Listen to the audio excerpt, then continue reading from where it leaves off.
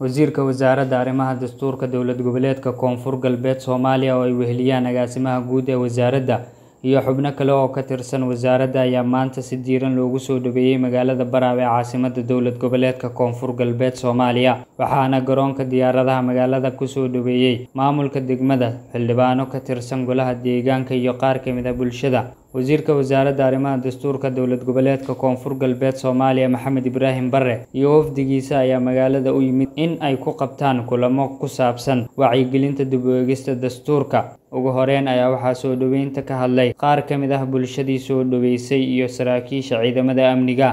waxaan ku leenahay ku soo dhawow degmadan kullay hadda degmaduna waa degmadaadii wixii warbixin iyo wixii hadalana kullay waa joogtaa u maleynaya waana lagu baahan yahay wasiir waxaan ku leenahay soo dhawow magaalada ka dhawaaq gacmo furan ka dhawaaq Baraawe amniga ka dhawaaq Baraawe mulki jeeriya ka dhawaaq Baraawe waliba meel raayis in sheegada noogi hore ka ogaayay ka duwan ka dhawaaq wasiir Maxamed Ibraahim Barre waxaan ku leeyahay wasiir soo dhawow degmada Baraawe martana kama tihid in lagu soo dhaweeyana ma tihida laakiin xoogaa yar safarkaas ka imaatay darteeda waxa loo leeyahay soo dhawow sidaas awgeed waay wasiir wiito Maxamed Ibraahim Barre lama bila igema karkantiyaako yamiinina aan ku tahay bila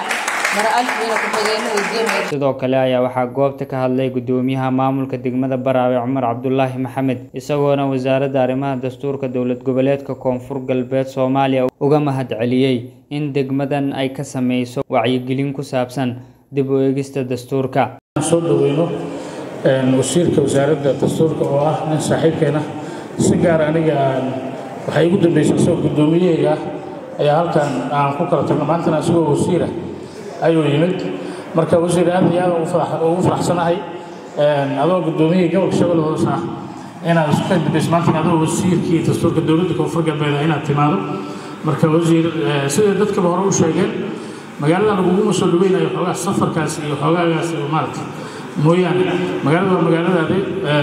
gobolka dhabaad ka soo shaqeysay magaalada shaqooyin badan baa ka soo qabatay wasiirka wasaaradda arrimaha dastuurka dowlad goboleedka Koonfur Galbeed Soomaaliya Maxamed Ibraahim Barre ayaa sheegay in wasaaraddu ay doonayso in ay aruuriso aragtida bulshada rayidka reer Baraawe ee ku saabsan dib u eegista dastuurka waxaan u nimid barnaamij ku saabsan dastuurka